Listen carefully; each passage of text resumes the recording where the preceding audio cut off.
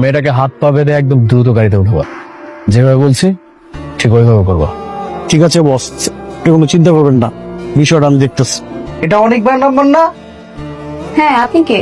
আমাকে আপনি চিনবেন না।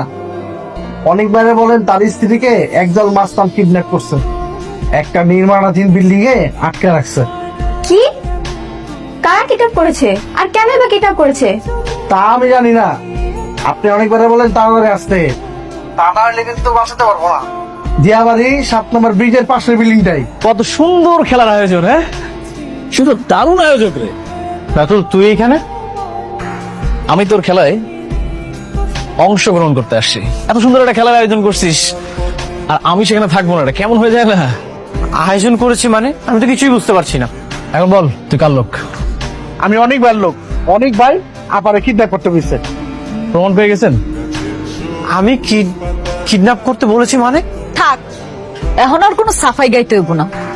আপনি আমার অনেক উপকার করছেন, আপনার উপকার আমার দরকার নাই।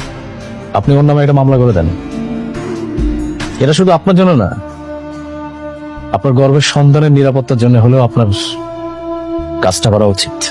কিডন্যাপ করছিস কেন? বল বল, কিডন্যাপ করছিস কেন? আমি কিছু করি নাই স্যার। করিস নাই না? করিস নাই। ওই দাও তুই বল বল বল। ওরে বাবা রে, পুলিশের বউ হওয়া কি এত সহজ ব্যাপার?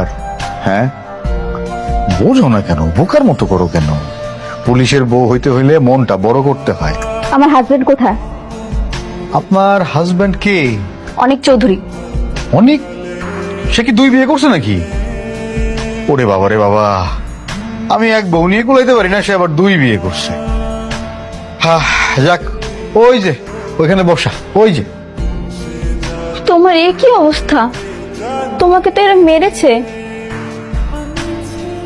কি করেছো তুমি? Kidnap kidnap.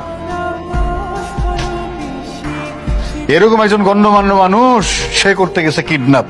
আমি বারবার বলেছি আমি কিডন্যাপ করার জন্য চাইনি, কিন্তু আমাকে মিথ্যা মামলা দিয়ে এখানে তুলে এনেছে। আরে ভাই, মিথ্যা মামলা করছে না সত্য মামলা করছে এটা তো প্রমাণিত হবে আদালতে।